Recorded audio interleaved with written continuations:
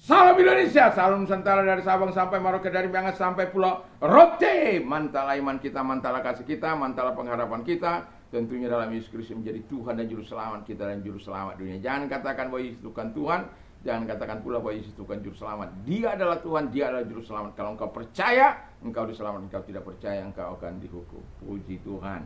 Dan Yesus sudah berkata, akulah jalan dan kebenaran dan hidup. Tiada seorang sampai kepada Allah kalau tidak melalui aku. Dan keselamatan tidak ada dalam siapapun juga selain dalam Dia, Yesus. Karena di bawah kolong langit tidak ada nama lain yang diberikan kepada manusia yang olehnya kita diselamatkan. Dan karena begitu besar kasih Allah akan dunia ini, sehingga Ia mengaruniakan anaknya yang tunggal, supaya setiap orang percaya kepadanya tidak binasa, melainkan beroleh hidup yang kekal. Haleluya, mantap. Ya, karena Tuhan itu begitu baik bagi kita. Karena begitu besar kasih Allah akan dunia ini, sehingga Ia mengaruniakan anak yang tunggal, supaya setiap orang percaya kepadanya tidak binasa, melainkan beroleh hidup yang kekal. Dan dengan hati percaya engkau diselamatkan, dengan hati percaya engkau diselamatkan, dengan mulut mengaku engkau diselamatkan. Berulang lagi. Dengan hati yang benar engkau, dengan hati percaya engkau dibenarkan, dengan mulut mengaku engkau diselamatkan. Ya, kadang kala hang dalam ini karena sudah lelah lagi dalam baru pulang perjalanan dari sebuah daerah untuk survei lokasi tentang perjalanan, ya.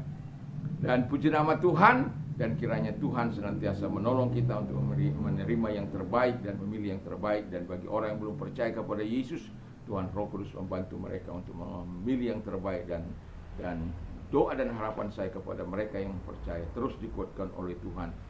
Ya, di malam hari ini tetap kekuatan dari Tuhan, kekuatan Roh Kudus menyertai setiap kita. Puji nama Tuhan, mari kita berdoa. Terima kasih, biarkan kami belajar tidak khawatir dalam hidup ini, dalam nama Yesus. Haleluya, amin.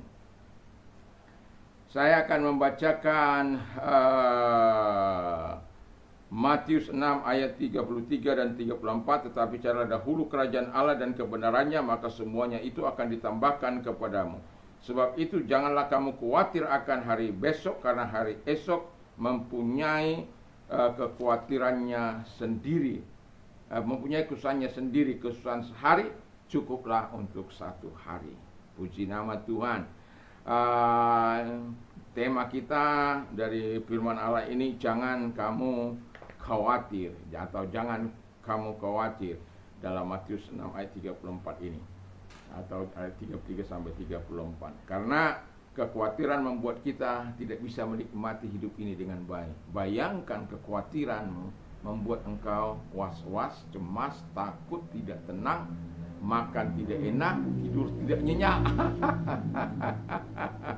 Kalau orang makan tidak, walaupun di kasur yang empuk, yang lembut, ataupun di tempat tidur alga katanya, yang pasti tidurnya dijamin penuh dengan kualitas.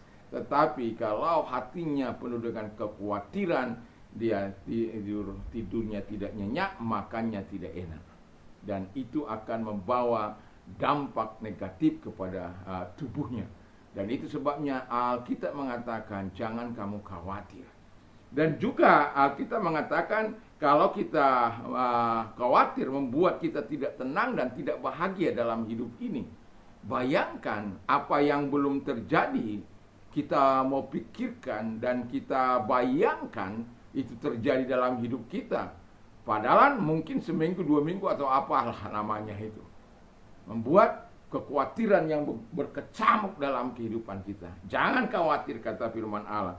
Dan selanjutnya membuat kita ragu akan pemeliharaan Tuhan. Jadi kalau orang khawatir, itu yang menyatakan bahwa dia tidak yakin akan pemeliharaan Tuhan, tidak yakin akan janji Tuhan, tidak yakin akan firman Allah dalam hidupnya. Dia lebih yakin akan janji dari setan itu yang memberikan kekhawatiran, ketakutan, rasa was-was, tidak tenang, tidak bahagia. Dia lebih percaya kepada itu daripada kepada Tuhan.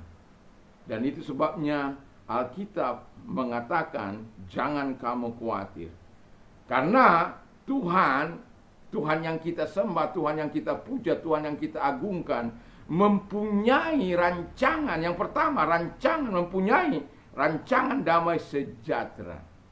Kalau Anda baca dalam Yeremia 29 ayat yang ke-11, di sana dikatakan bahwa Tuhan itu memberikan rancangan kepada Israel pada waktu itu, karena walaupun Tuhan akan menggenapi rancangan ini setelah terjadi hukuman kepada Israel selama 70 tahun karena ketidaktaatannya.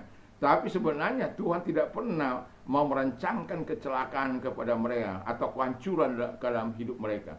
Tetapi karena Israel melakukan pemberontakan, sehingga Allah harus menginsafkan mereka, menyadarkan mereka. Itu sebabnya Tuhan mengatakan, aku tidak merancangkan rancangan kecelakaan, bukan rancangan yang menghancurkan, bukan rancangan yang membunuh engkau, menghancurkan engkau, tapi rancangan yang penuh damai sejahtera. Nah, kalau rancangan itu rancangan yang penuh damai sejahtera yang dimiliki Tuhan, dan juga dia berkata rancangan masa depan yang gilang gemilang atau masa depan yang penuh harapan,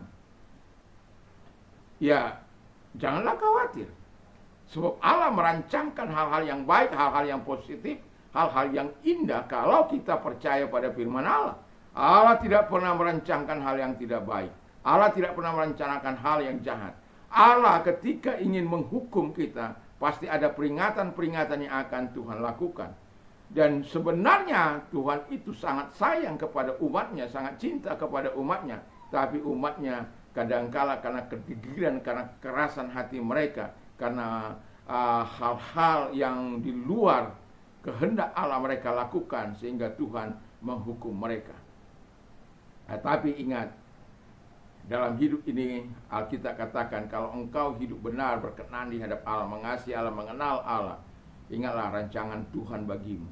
Mungkin saja kesusahan, penderitaan akan datang atau sedang menimpa kita dalam hidup ini, atau sedang kita alami dalam hidup ini.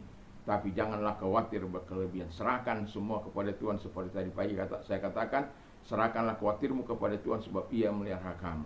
Jadi kalau Allah merancangkan kepada kita rancangan damai sejahtera, mengapa kita tidak percaya?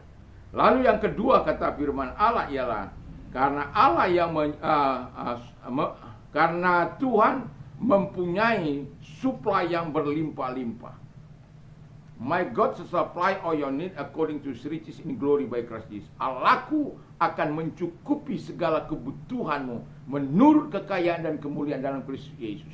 Jadi supply Allah itu ada untuk menghindarkan engkau dari kecelakaan, atau menghindarkan engkau dari kekhawatiran, menghindarkan engkau. Cukup supply Allah, kekuatan Allah, iman yang akan Tuhan berikan, supply yang cukup bagimu. Dia memiliki supply yang berlimpah-limpah dalam hal apapun. Ketika engkau khawatir, ketika engkau takut, ketika engkau cemas, ketika engkau bahagia, Tuhan punya supply yang berlimpah-limpah untuk engkau tidak takut, untuk engkau tidak cemas, untuk engkau mengalami bahagia, untuk mengalami kenikmatan yang dari Dia. Tapi ingatlah bahwa Tuhan itu mempunyai supply yang berlimpah-limpah. Yang mau saya katakan adalah, apakah kita percaya bahwa Allah itu mau menyediakan supply itu bagi kita? Apakah kita yakin akan janji Tuhan bahwa Dia itu akan menyediakan yang terbaik bagi kita? Apakah kita yakin bahwa itu janji firman Allah itu disediakan bagi kita? Karena ada banyak orang tidak percaya kepada Tuhan, kepada janji Allah, itu sebabnya dia khawatir. Dan Alkitab katakan jangan khawatir, tapi kita khawatir. Bahkan kalau kita baca pasal 6 ini, kita melihat bagaimana burung-burung yang tidak menanam, tidak